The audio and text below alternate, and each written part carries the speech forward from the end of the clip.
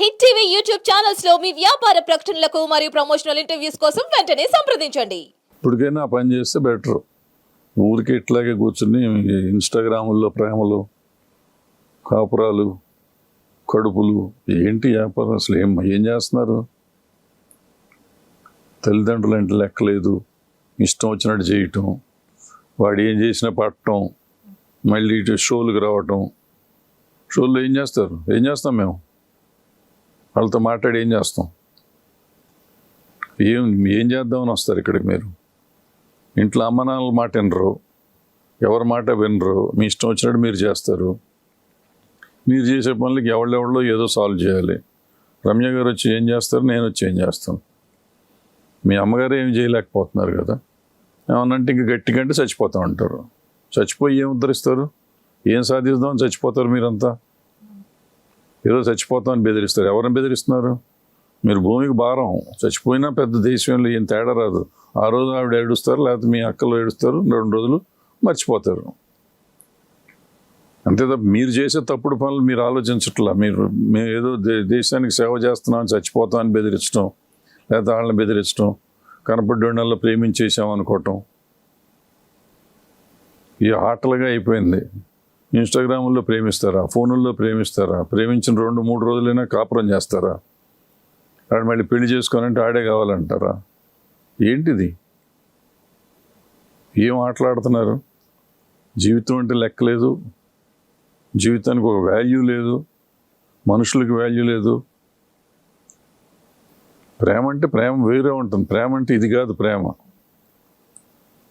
ఇది ప్రేమ అని అనుకుంటే నువ్వు మోసపోతున్నావు. నువ్వు మోసం చేసుకుని అందరినీ మోసం చేస్తున్నావు. కానీ అర్థమవుతుంది అది. మరి వెళ్ళి పోలీస్ స్టేషన్లో కంప్లైంట్ ఇస్తావా? వెళ్ళండి, వెళ్ళి ఆ పని చేయండి. ఏనా కొంచెం అమ్మ చెప్పింది విను, ఎందుకంటే నీ జీవితం కోసమే కదా అమ్మ అంత ప్రయత్నిస్తుంది. అయినా నీకే ఫస్ట్ ఇంపార్టెన్స్ ఇస్తున్నాను. అతను వచ్చి బతుకులాడితే నీ లైఫ్ ఇంపార్టెంట్ కాబట్టి ఒక కండిషన్స్ తోటి ఒక ఛాన్స్ ఇవ్వండి. నువ్వు ఇప్పుడు నన్ను నమ్మి నువ్వు కనుక పోలీస్ స్టేషన్కి వెళ్ళి కంప్లైంట్ ఫైల్ చేస్తే ఇప్పుడు నేను చెప్పినవన్నీ జరుగుతాయి. అర్థమవుతుందా? ఏమైనా డౌట్ ఉన్నా మాకు ఫోన్ చేయండి అమ్మా, మేము అందుబాటులో ఉంటాం. ఆల్ ది బెస్ట్ నాన్న, జాగ్రత్త. వీళ్ళందరూ ఎందుకు వస్తున్నారు మనకి? మనం ఏం చేస్తాం? సీరియస్గా అడుగుతున్నాను నేను. అసలు ఇది ఒళ్ళు పొగరు కేసుల్లా కనపడుతున్నాయి కేసులన్నీ. ఎవళ్ళో ఫోన్లో మాట్లాడతారు, లేకపోతే ఇంకొకళ్ళేమో మ్యారేజ్ బ్యూరోలో చూసుకుని వచ్చేస్తారు, కాపురాలు చేసేస్తారు, కడుపులు అయిపోతాయి. వాళ్ళందరూ వచ్చి ఇక్కడ చెప్పడంతో అసలు మన సమాజం ఏమవుతుందని మనం టెన్షన్ పడాలా? లేకపోతే ఇటువంటి షోల్లో కూర్చున్నందుకు మనం సిగ్గుపడాలా? లేదా వాళ్ళని బాగు చేయాలా? ఇప్పుడు చదువుకున్న వాళ్ళు, చదువు రాని వాళ్ళు కూడా కాదు, ఎంతో కొంత చదువుకున్నారు, ఏదో పని చేసుకుంటున్నారు, సంపాదిస్తున్నారు. వీళ్ళు ఇట్లా మోసపోతున్నారంటే ఎంతమంది ఇప్పుడు చెప్పుకునే వాళ్ళు, వీళ్ళు చెప్పని వాళ్ళు ఎంతమంది ఉన్నారు? అంటే అసలు ఇంతకుముందు క్యారెక్టర్ అనేవాళ్ళం, ఆ క్యారెక్టర్ అనేది అసలు లేదా? క్యారెక్టర్కి ఒక వాల్యూ లేదా? ఎక్కడ పడితే అక్కడ ఎవరితో పడితే వాళ్ళతో తిరగొచ్చా? ఈ సమాజం అక్కడికి వెళ్ళిపోతున్నాం. మనం ఒక పక్కన ధర్మం అంటాం, మన ధర్మాన్ని మించిన ధర్మం లేదు ప్రపంచంలో అని చెప్పుకుంటున్నాం మనం. ఈ ధర్మంలో మరి వాళ్ళ పిల్లలు ఇట్లా ఉంటా అంటే ఏం చేసుకోవాలి మనం? చెప్పుకున్నవి చెప్పనివి ఎన్ని ఉన్నాయి. సరే, యాక్చువల్గా ఈ స్టేజెస్ ఇట్లాంటివి దొరకడం అనేది ఒక అదృష్టం అండి. ఎందుకంటే జనాభా పెరిగారు, కోర్టులు, కౌన్సిలింగ్ సెంటర్స్ ఇవన్నీ సుప్రీంకోర్టు ఒక 5 years నుంచి స్టార్ట్ చేసినప్పటికీ అక్కడికి వెళ్తే వీళ్ళకి అంత స్పాంటేనియస్గా జడ్జిమెంట్ కానీ, ఒక సలహా కానీ, ఒక సజెషన్ కానీ దొరకట్లేదు. సో మనం ఇక్కడ ఉండి ఇవ్వడం వల్ల సిగ్గుపడాల్సిన అవసరం లేదు సార్. వాళ్ళందరికీ ప్రాపర్గా మనం ఒక మంచి గైడెన్స్ ఇస్తున్నాం. అది ఒకటి పుణ్యం అనే చెప్పాలి. ఎందుకంటే ఇలా కూడా చెప్పేవాళ్ళు దొరకట్లేదు బయట. వాళ్ళకి వెళ్ళాల్సిన ప్లేసుల్లో ఇన్ టైంలో వాళ్ళకి దొరకట్లేదు. 2, మీరు అన్నది సమాజం ఎలా మారిపోతుందండి అంటే ఎప్పుడు కూడా పరిస్థితుల ప్రకారం అన్ని టెక్నాలజీలు వాడుకుంటూ అందరూ మార్పులు వస్తున్నాయి. దాన్ని యాక్సెప్ట్ చేయాలి. అంటే టెక్నాలజీ ఒకటే కాదు సార్. ఒకప్పుడు ఒక ప్రాంతం వాళ్ళకి వాళ్ళ వరకే వాళ్ళకి సర్కిల్ ఉండేది. ఇప్పుడు సర్కిల్ అనేది చాలా వ్యాస్ట్గా వెళ్ళిపోయింది టెక్నాలజీ వల్ల. ఎవరు ఎక్కడి నుంచైనా ఎలా అయినా పరిచయం అవుతున్నారు. వాళ్ళు వేరే అబౌట్స్ ఏంటి, వాళ్ళు ఇదేంటి అని కూడా ఏమీ తెలియట్లేదు మనకి. సో దానివల్ల ఏంటంటే దీన్ని కంట్రోల్ చేయడం అవ్వదు. పరిస్థితులు తగ్గట్టు అందులో మోరల్ వాల్యూస్ ఇంక్లూడ్ చేసుకోమని మళ్ళీ వాళ్ళని కూర్చొని కాస్త చెప్పుకుంటూ వెళ్ళడమే తప్ప.